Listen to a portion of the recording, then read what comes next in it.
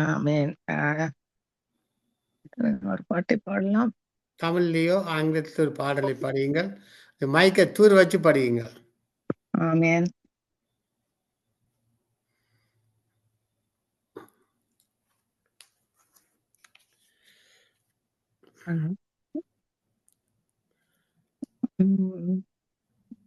ஏதாவது ஒரு பாட்டை பாடுங்க. நீங்கள் இன்றைக்கு ஒன்றும் செய்யாதபடியா இன்றைக்கு நீங்கள் ஒரு பாட்டை பாடலாமே. ஆமென், ஆமென். ஆமென். Hallelujah, hallelujah, hallelujah. Thank you, Jesus. Thank you, Jesus. அன்பான பரலோக தகப்பனே சுவாமி, இன்றைய நாளில் சுவாமி ஒரு பாடலை பாட திறந்த தந்தீரே சுவாமி, அந்த கிருபைக்கா நன்றி ஆண்டவரே. தேவனே, இந்த பாடலை நீர் ஆசீர்வதித்து நீர் வழிநடத்த வேண்டுமாக எல்லாம் வல்ல இயேசு கிறிஸ்துவின் அதிகாரமுடைய நாமத்தினாலே ஜெபிக்கிறேன் பரமபிதாவே, ஆமென். காலமோ நெருங்குது, நேரமோ குறுகுது, உலகமே அழியுது, நீ இயேசுவே இரட்சகராக ஏற்றுக்கொள் மகனே மகளே. காலமோ நெருங்குது, நேரமோ குறுகுது, உலகமோ நடுங்குது, நீ இயேசுவை இரட்சகராக ஏற்றுக்கொள் மகனே மகளே. உலகம் விரிந்து பறந்து கிடக்குது, உலக இச்சைகள் உன்னை காந்தம் போல் இழுக்குது. உலகம் விரிந்து பறந்து கிடக்குது, உலக இச்சைகள் உன்னை காந்தம் போல் இழுக்குது. பாராதே, திரும்பி பாராதே, இயேசுவிடம் ஓடி வந்து விடு. பாராதே, நீ திரும்பி பாராதே, இயேசுவிடம் ஓடி வந்திடு. நரகம் மிகவும் கொடுமை, வேதனை பெருகும். நரகம் மிகவும் கொடுமை, வேதனை பெருகும். நீ பரலோக ராஜ்ஜியத்தில் பொன்னான வீதியிலே இயேசுவுடன் கரம் பிடித்து நடத்திடுவார். காலமோ நெருங்குது, நேரமோ குறுகுது, உலகமோ நடுங்குது, நீ இயேசுவை இரட்சகராக ஏற்றுக்கொள் மகனே மலகே. நரகத்திலே ஞாபக சக்தியும் சகோதர பாசமும் தோன்றினாலும் இயேசுவிடம் சேர விழியும் உன்னாலே முடியாதே முடியாதே. கதறினாலும் கேட்காது, மறு உத்தரவும் கிட்டாது. காலமோ நெருங்குது, நேரமோ குறுகுது, உலகமே நடுங்குது, நீ இயேசுவை இரட்சகராக ஏற்றுக்கொள். குடும்பமாய் இயேசுவுடன் ஓடோடி வந்திடு, சங்கம வானொலியில் உன் சாட்சியை பகிர்ந்திடு. குடும்பமாய் இயேசுவுடன் ஓடோடி வந்திடு, சங்கம வானொலியில் உன் சாட்சியை பகிர்ந்திடு. காலமோ நெருங்குது, நேரமோ குறுகுது, உலகமோ நடுங்குது, நீ இயேசுவை இரட்சகராக ஏற்றுக்கொள் மகனே மகளே. ஆமென். தொடர்ந்து செய்தியை கடந்து செல்வோம். இன்றைய நாளே சுகுமாரி வரவில்லை, காரணம் தெரியவில்லை, அறிவிக்கவும் இல்லை. எனவே ஒரு செய்தியை நாங்கள் தொடர்வோம். அன்பான பரலோக தகப்பனே சுவாமி, இந்த சங்கம வானொலியிலே அவர் செய்தியை உடனடியாக கொடுக்க செய்தீரே இந்த கிருபைக்கா நன்றி. இந்த செய்தி மறு ஒளிபரப்பிலே போகும்போது சுவாமி அநேகர் கேட்டு ஆசீர்வாதத்தை பெற்றுக்கொள்ள கிருபை செய்ய வேண்டுமாக எல்லாம் வல்ல இயேசு கிறிஸ்துவின் அதிகாரமுள்ள நாமத்தாலே ஜெபிக்கிறேன் பரமபிதாவே. இன்றைய நாளிலே திருவசனத்துக்கு திரும்புவோம். திருவசனத்துக்கு திரும்புவோம். அனைத்து பிரசங்க பீடங்களிலிருந்தும் இன்று முழங்க வேண்டிய முக்கிய செய்தி திருவசனத்துக்கு திரும்ப வேண்டும். உலகத்திலே நடக்கிற காரியங்கள் நிகழ்ச்சியை தினம் நிமிடம் கேட்டுக்கொண்டிருக்கிற எத்தனை ஆயிரம் பேர் இயேசு அறியாம மறுத்து கொண்டே போகிறார்கள். இங்கே 4 சுவிசேஷங்களும் தமது வார்த்தையாலும் வாழ்க்கையாலும் வேதத்தின் முக்கியத்துவத்தை குறித்து விளக்கியதை இயேசு சுருக்கமாய் ஆராய போறோம். பாருங்கள், இயேசுவின் பெயரே தேவனுடைய வார்த்தை என்பதுதான் வெளிப்படுத்தல் 19:13 குறிப்பிட்டிருக்கிறது. தேவ வார்த்தைக்கு மரியாள் அடிபணிந்த போது அவளது கருவறையில் பாலகன் இயேசு உருவாயினார். லூக்கா 1:38. வசன ஆராய்ச்சியில் திறத்திருந்த இளைஞன் இயேசு தமது பெற்றோரை மறந்து விட்டார். தேவ வசனத்தை கேட்டு அதன்படி செய்கிறவர்களே எனக்கு தாயும் எனக்கு சகோதரமா இருக்கிறார் என்று சொல்லும் அளவுக்கு வாலிபன் இயேசு வசனத்தை நேசித்தார். இரட்சகர் இயேசு சிலுவையில் தொங்கும் போதும் வசனத்தை நிறைவேற்றுவதில் கருத்தாயிருந்தார். இந்த ரகசியத்தை இயேசுவுடன் கற்றுக்கொண்ட ஜான் பனியன் நான் வேதமில்லாதது இருந்தே இல்லை என்றார். பாருங்கள், வேதத்தை பற்றி இயேசு கூறியாக எழுதப்பட்ட முதல் வசனம் மத்தேயு 4:4 மனிதன் அப்பத்தினால் மட்டுமல்ல தேவனுடைய வாயிலிருந்து புறப்படும் ஒவ்வொரு வார்த்தையினாலும் பிழைப்பான். இது ஒரு பழைய ஏற்பாட்டு வசனமாகும். உவாமட்டும் உண்டு. அனுதின மன்னா போலவே உயர்வாழ தேவ வசனம் இன்றி அமையாதது என்ன இவத மோசே மக்களுக்கு போதித்தார். இச்சத்தியத்தை அடிப்படையை அங்கீகரித்து அனுபவித்த யோவின் அறிக்கையாவது அவரது வாயின் வார்த்தைகளை எனக்கு வேண்டிய ஆகாரத்தை விட அதிகமாக காத்துக்கொண்டேன். ஒரு அருமையான வசனம். யோவு 23:12 அவரது வாயின் வார்த்தைகளை எனக்கு வேண்டிய ஆகாரத்தை விட அதிகமாக கற்றுக்கொண்டேன்னு சொல்றார்.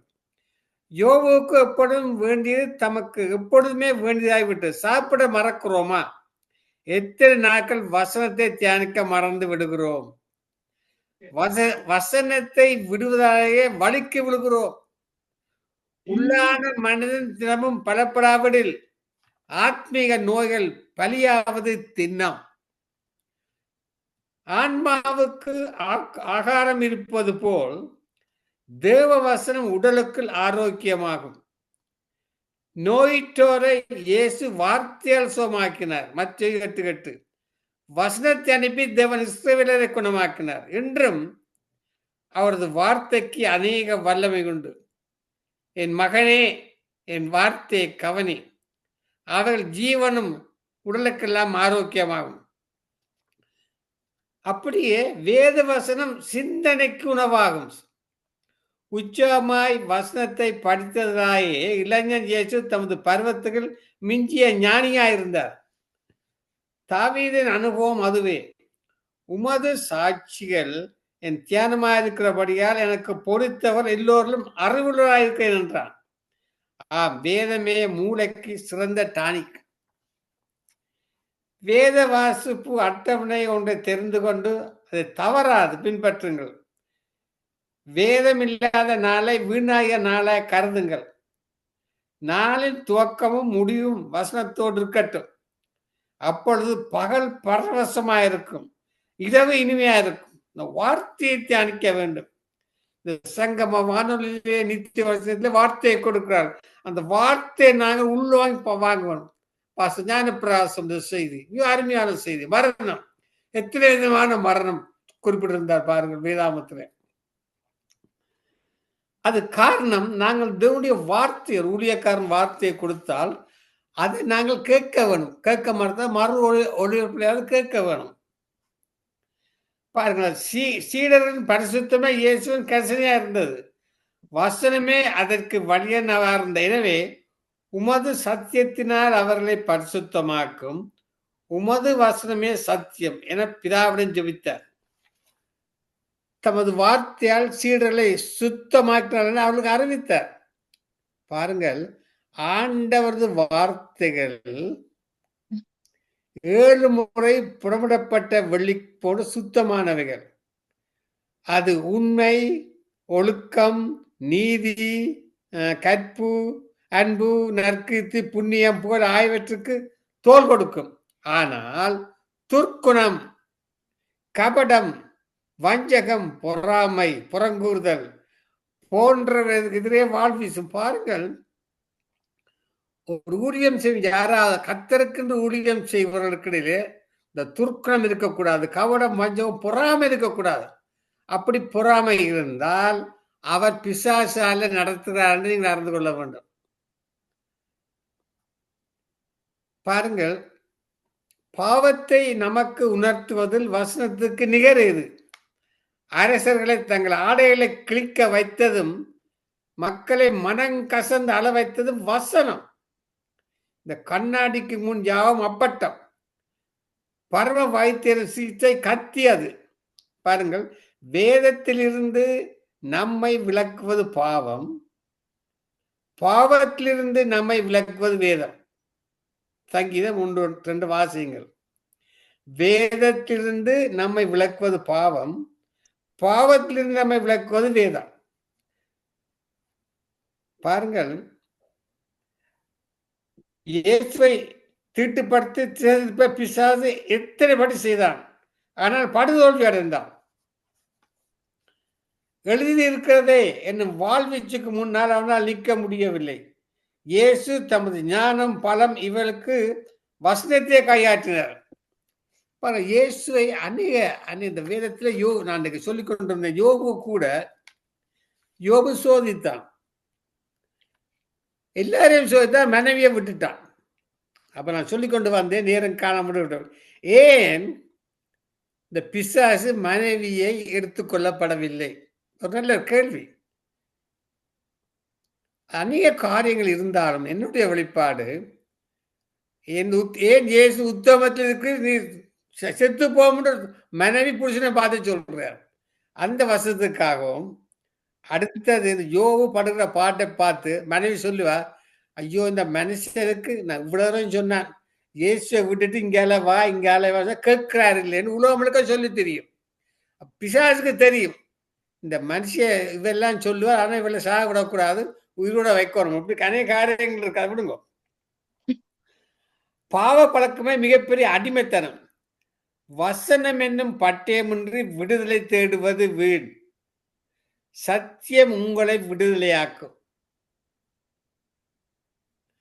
என்று இயேசு சொன்னார். சத்துருவின் தந்திரங்களை இன்று அடங்காது, இடம் கொடுத்தால் தலைக்கு மேல் ஏறி விடுவான். இருபுறவும் கூர்மையான வாள் எடுத்தாலோ தலைதறிக்க ஓடுவான். நமது வாழ்வில் அரியணமைக்க முடியாது யோவான். பாருங்க, கவனமா இருக்கணும். ஊழியம் செய்கிறவர்கள், தாழ்ந்தை கொடுக்க பிள்ளைகள், இந்த நிகழ்ச்சியை நடத்துகிற பிள்ளைகள் மிக மிக கவனமா இருக்க வேண்டும். இது கர்த்தருடைய ஊழியம், மனிதனுடைய ஊழியம் அல்ல. நான் கர்த்தருக்கென்று நான் முழு இதயமாக கொடுத்து ஊழியம் செய்கிறோம். என்ன பிசாசு அநேக காரியங்களை கொண்டு வந்தாலும் நாங்கள் கவனமா இருக்க வேண்டும். இந்த வாழ்க்கையிலே இந்த சத்துரு அநேக பிரச்சனைகள், நோய்களை கொண்டு செலுத்துவது ஊழியக்காரர் தாழ்ந்து கொடுக்கிற பிள்ளைகள் தான். சரியான தந்திரமானவன் சத்துருக்கு எல்லாம் தெரியும்.